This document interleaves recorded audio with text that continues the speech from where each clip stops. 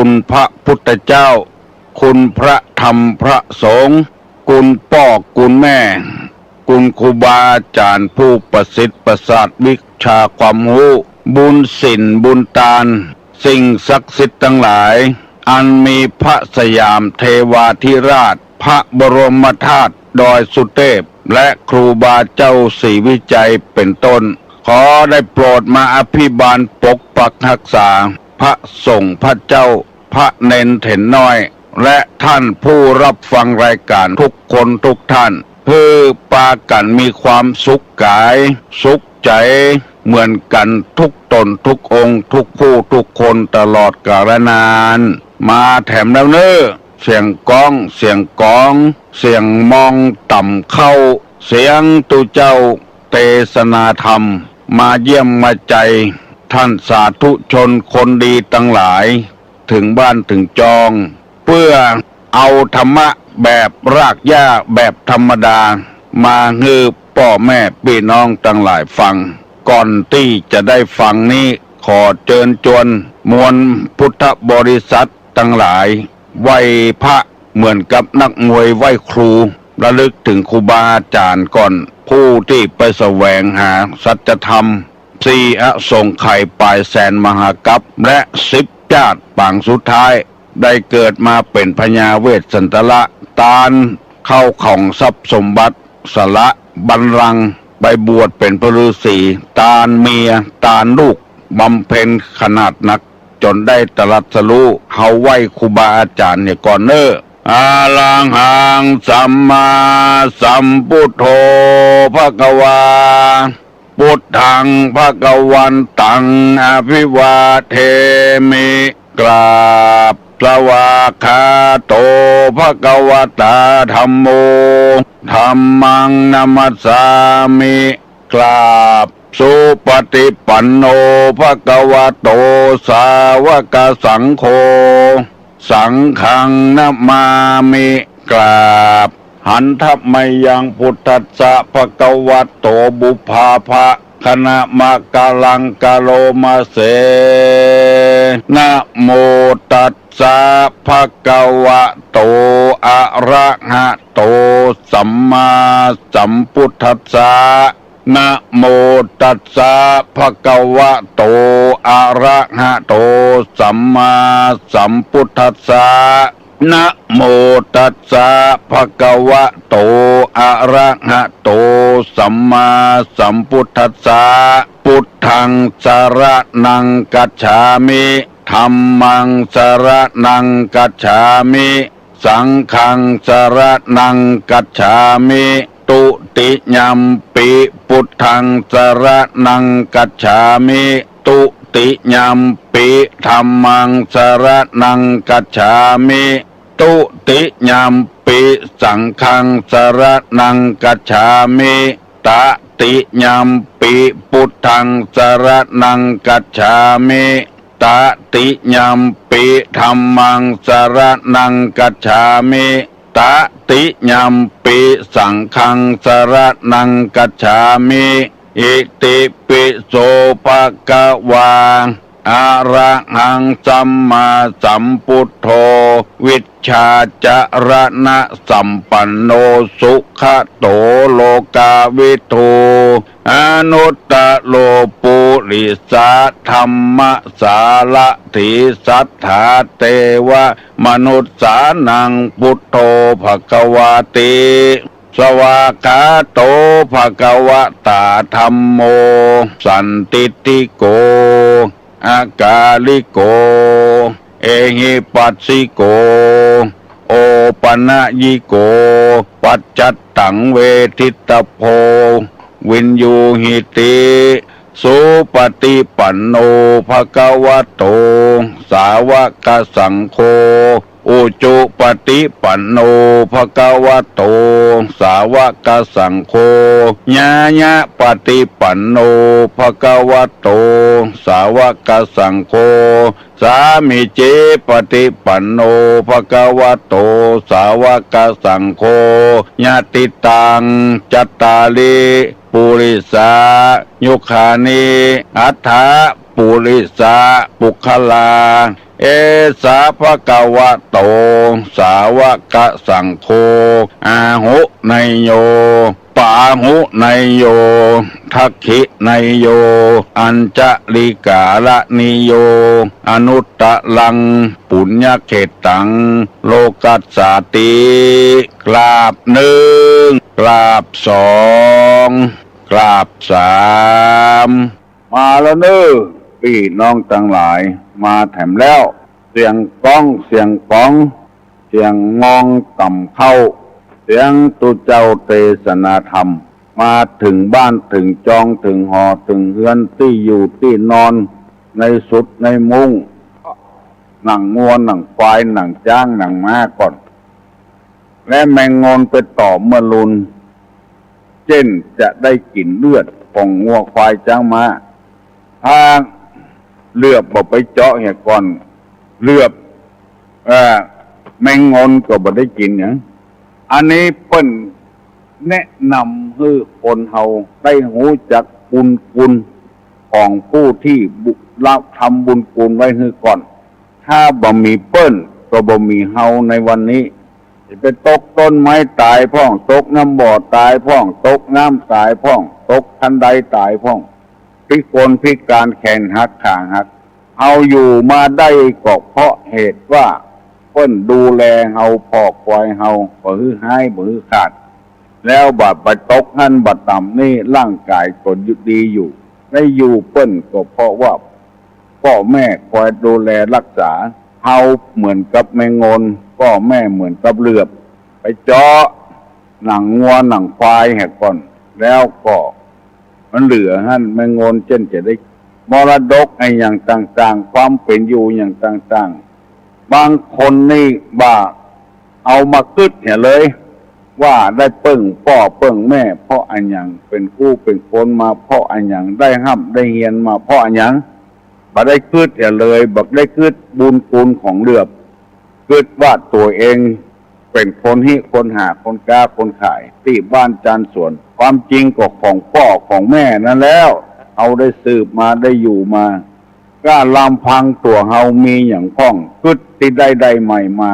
ส่วนมากจะเป็นมือถือเหียรถเครื่องรถยนต์เหียทรัพย์สมบัติที่เฮาอยู่กินตึงวันเนี่ยเฮาบ่ได้คำนึงจึงเป็นเหตุที่คนเฮาได้ห่างวัดห่างวาห่างศีลห่างธรรมด่าพ่อได้ด่าแม่ได้ด่าครูบาอาจารย์ได้หูมาลวกมาพ่อไผก็ต้องไงอย่างนักะมอกคุยมอกสะล้อมอกซึ้งเนี่ยเป็นมาเพาะไผแล้วก็ได้หากินพ่องอันน้อยนี่น้อยพอหากินได้ออกไปแล้วไปตั้งเนื้อตั้งตัวคนเดียวลืมของเก่าของแก่ไปเห็นแล้วคนเก่าคนแก่ที่คอยแนะนำพร่ำสอนไปเอาได้กินก็เพราะเหลือบถ้าบ่มีเหลือบเอาบ่ได้กินเพราะหนังงัวหนังควายมันแข็งถ้าอย่างหนังคนนี่ก็บอกว่ายุงก็กินคนเดียวได้แมงงอนก็กินซอกกินคนเดียวได้แต่หนังที่มันสำคัญนั้นเปิ้นฮึกึดนี่อย่างเปิ้นฮึกึดว่าฮึคนเฮานี่ใจอ่อนลงมีกตัญญูมีกตเวทิตาต่อพ่อต่อแม่ถึงแม้นเปิ้นตายแล้วก็ยังบ่ลืมคำสั่งคำสอนของพ่อของแม่เด้อปะกินสุรุ่ยบทใจสุรุ่ยสุร่ายพยายามถนอมทรัพย์สมบัติของพ่อของแม่ไว้อันนี้เปิ้นเฮาว่าแมงงอนกินย้อนเหลือกได้กินก็เพราะเลือกเจาะมาเห็ดก่อนมีที่บ้านที่สวนให้ลูกได้ปากันได้อยู่ได้กินดังน้อยที่สุดนึกถึงคำสอนเพื่อนได้ก็ปฏิบัติตามคำสอนของเพื่อนนึกถึงบุญคุณของเพื่อนได้บอกว่าจะตอบแทนบุญคุณได้ที่ไหนก็มีวัดมีวาผู้งูทั้งหลายก็ยังมีการตอบแทนบุญคุณอย่างบักกี่วันนี้ลูกสาวฝันหาพ่อมันแม่มันก็ปามาวัดทำสังฆทานเหี่ยมัดติ่นมัดมือเหี่ยก็สบายใจละถึงลูกบ่ฮู้บุญคุณพ่อแม่ก็แนะนำโอ พ่อตายละแม่เป็นคนแนะนำแม่ตายละพ่อเป็นคนแนะนำเพราะมันอยู่กับกันกินกับกันเฮาว่าเฮาบ่เปิ้งว่าอาศัยไผบ่ได้จะต้องเปิ้งว่าอาศัยกันอยู่บางอย่างบางครั้งบางคราวก็ต้องเปิ้งว่าอาศัยกันเฮาไปเพ่งโทษกันอย่างเดียวนั้นบ่ได้ต้องมีพระคุณอย่างใดอย่างหนึ่งวันนี้นำมาเสนอกรรมว่าแมงงนกินย้อนเลือกย้อนนี่ก็เพราะว่าก็คือเพราะกินกับเลือกนะกินกับเพราะกินเพราะเลือกหรือกินกับเลือกกินย้อนเลือกได้กินได้ตานก็ย้อนพ่อนอนย้อนแม่อย่างมูเนี้ยอันนี้เป็นกรรมเก่ากรรมแก่ที่พระสงฆ์พระเจ้าบางรูปบางตนว่าบักให้ถูกเพราะว่าบัจเจ้คนเก่าคนแก่แต่หันอย่างพ้องเห็นอย่างอันนี้ของไผ่ของไข่บุหูอันเนี้ยความมันบดถูกบดเถือที่ตุลุงนำมาเสนอนี่คนเฒ่าแก่บอกว่าตุลุงว่าถูกเพราะตุลุงเป็นคนเก่าคนแก่พ้องคนใหม่พ้องตันสมัยพ้องกินทุเรียนได้อยู่บางคนบดตันสมัยกินทุเรียนบ่ได้เลาะจะตันแต่ก็ตันบ่ตันงอกเมื่อก็ยังแควนไม่ว่ามันถูกกันเมื่อได้นำเอากรรมโบราณมาเสนอแล้วกรรมว่าแมงงนกินย้อนเหลือบแมงงนได้กินเพราะย้อมเหลือบแล้วประเดี๋ยวนี้จะได้นำเอาคติธรรมเรียกว่า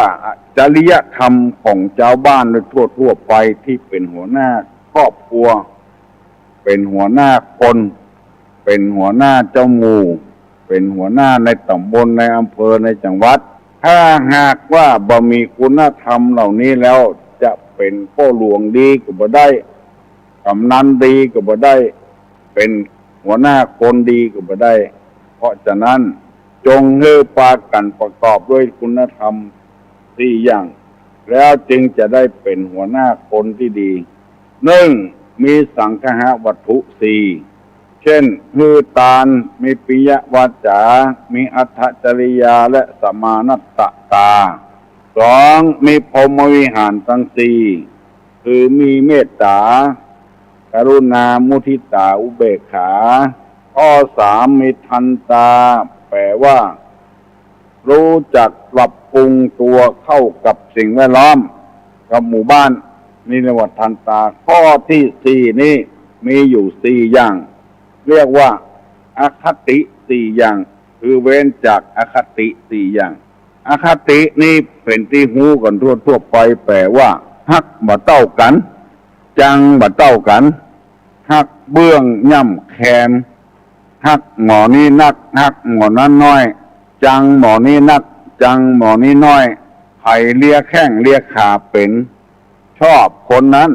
ไผ่ที่ทำงานซื้อไปซื้อมาบ่ชอบหาวิธีกำจัดออกจากที่จากทางบางทีผู้หลักผู้ใหญ่ตักเตือนผู้น้อยก็บ่ชอบแต่เมาะตั้งข้อหาว่าคอยเปิ้นพ่องอิจฉาเปิ้นพ่องผู้นี้เป็นต้นทั้งที่ตัวมีโทษอยู่ว่าคำหนึ่งถึงโทษตัวเก่าคนก็เลยอยู่ด้วยกันบ่ม่วนบางทีทำผิดทำพลาดผู้หลักผู้ใหญ่ตักเตือนหาว่าผู้ใหญ่ขอยอิจฉา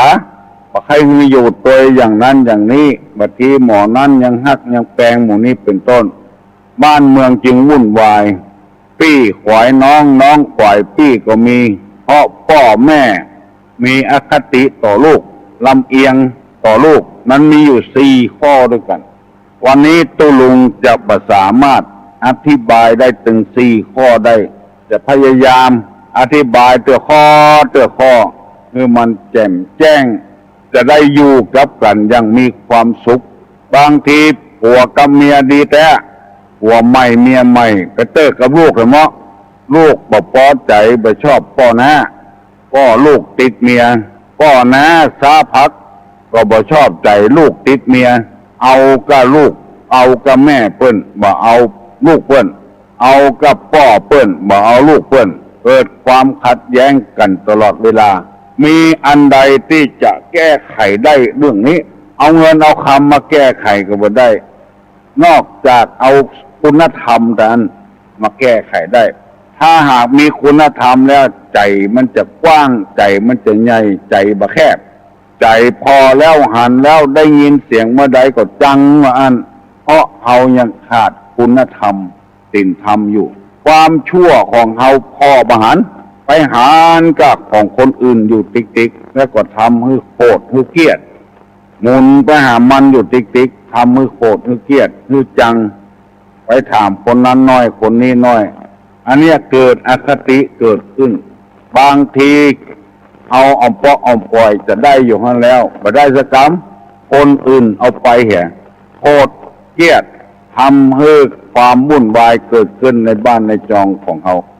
เคยอุปละเคยพอกเคยควายมันเข้านิสัยตัวเองบดีโผล่ขึ้นมาคนนั้นก็ไปเกาะกับคนอื่นกินกับคนอื่นแล้วก็โผล่ขึ้นพระพุทธเจ้าว่าให้พ่อตัวเก่านักฟังพ่อคนอื่นเตื้อพ่อตัวเก่านักเก่าใดอคติจะบ่เกิดขึ้นกับจิตกับใจถ้าไปพอเปิ้นติ๊กเนี่ยอคติมันเกิดขึ้นตัวเองก็ลืมความชั่วของตัวเองความบดีของตัวเองอคติสี่อย่างนี้ควรเว้นจะไปเกิดมีกับคนธรรมดาข้อที่หนึ่งเป็นว่าเว้นจากฉันทาคติแปลว่าลำเอียงเพราะฮักกันชอบกันเป็นพิเศษมีบุคลิกลักษณะดีกาอู้จาดีกาสักเพื่อสักผ้าสักครัวเฮือกาทำอาหารการกินเฮือกาล้างถ้วยล้างจานเฮือกาแล้วก็ไปลืมลูกศิษย์คนอื่นลูกคนอื่นเลยเป็นเหตุให้แตกแยกกันเพราะมีฉันทาคติรำเอียงเพราะรักใคร่กันเป็นพิเศษออกหน้าออกตาทำเกินลงไปเพราะจะใดเพราะว่าตุลงมีประสบการณ์เรื่องนี้มาแล้วเอาเป็นลูกคนบ่ล่ำบ่รวยผ้าผืนเดียวเสื้อผืนเดียวเป็นขยมไปกันแถมคนนั้นเพื่อนของเฮานะเพื่อนหน้าตาปกติผ้าพรปกติมีเปลี่ยนไปเวียงนี่หัวเฮาหูจะไปเวียงนี่เอาขยมไปตัวบ่เฮาไปแล้วก็ลีกเลี่ยงเอาแถมพัดให้ขยมไปอยู่ตะหันตะนี่ถ้าหัวเฮาหูว่าจะนัดหมอนั่นหมอนี้หูแล้วแต่เฮาบอกปากบอกว่าอย่างอันนี้เรียกว่าฉันทาคติแต่ว่าเมื่อมีความลำเอียงนักเข้าก็คนก็ปากกดออกมาผ้าผ่อนต้อนสบายกาของกินอาหารการกินกาคนก็เลยลักกินซ่อนก้อนซ่อนมักกินก่อนซ่อนกินดุนเอาฮื้อหมอที่เปิ้นฮักนักน้อยหมอที่เปิ้นประชอบก็ฮื้อน้อยหรือบ่ฮื้อเหี้ยเลยก็มียังสั่งไว้ว่าจะไปฮื้อมันฮู้เนอะว่าไผฮื้อก็ว่าพ่อว่าแม่ฮื้อเนอะทางที่เฮาฮู้แล้วเปิ้นเข้ามันเขินไปคนเดียวเนี่ยทำฮื้อลูกศิษย์ลูกหาบ่เคารพนับถือบ่คารักสักการะบูชาพ่อก็จ้างแม่ก็จ้างมันเข้าเกิดแตกแยกกัดเกิดปล่อยกันขึ้นเหมือนกับโจรองคุลิมานที่ว่านั้นลูกศิษย์ลูกหาไปยุยงปลุกปั่นคืออาจารย์จังองคุลิมานก็ทำบ่ฮู้เรื่องฮู้ราวโดนปลุกปั่นเหมือนกันก็บอกว่าอย่างสักอย่างอยู่อย่างธรรมดาน่ะเหมือนเข้าเรื่องจึงผ่ากฏขึ้นมาลูกศิษย์ลูกหาอาจฮักมาเต้าเดียวกันเอาครูบาอาจารย์มาฮักลูกศิษย์ลูกหาเต้าเดียวกันก็ออกแม่ออกเฮ้ยมีธรรมะการจะแก้ไขได้คือทำใจเฮาถึงแม้เฮาบ่ฮักบ่ชอบในจิตในใจคนก็ตามจะไปแสดงออกมาก็เท่าแม่เท่าบางคนนี่แสดงออกมาเลยการหันลูกกีฬามาบ้านนี่มีไอ้อย่างเสาะมาฮื้อประเกณฑ์ฮื้อผ้าผ่อนต้อนสบายอาหารการกินข้าวต้มขนมฮักลูกกีฬาบ่กองลูกบ่อ้ายขึ้นมาบ้านมาจองบ่พ่อบ่ควยเพราะบ่ชอบลูกหญิงบ่ชอบเมียไอ้อ้ายออยกระเทือนไปถึงลูกคุณบ่อ้ายก็บ่ม่วนใจเพราะแม่ฮักหลานบ่เต้าเดียวกันฮักลูกคนหน้านักฮักลูกมาอ้ายน้อยเพราะว่าเฮาบ่ได้เอาศีลเอาธรรมกรรมฐานมาพัวพันในชีวิตปล่อยปะละเลยตามความอยากความประสงค์ของเฮา ความฮักกันใคร่กันนี่เรียกว่าฉันทาคติลำเอียงเพราะรักใคร่กันเป็นพิเศษเจ้าก็ไปใจหาดีนะลูกอีล่าก็ไปใจหาดีไปได้ผัวบดีด้วยแถมก็ยังมาโออยู่แล้วคนที่ดีๆอุปถากอยู่กับบ้านกับจองก็ชอบกันอันเนี้ยบ้านแตกสลายขาดกันเป็นลายก็กับเจี๊ยทุกเจ้ากับพระกับเนนก็เหมือนกันเมื่อน้อยๆนี่อยู่ได้เพราะบางตัวหูอย่างตัวใด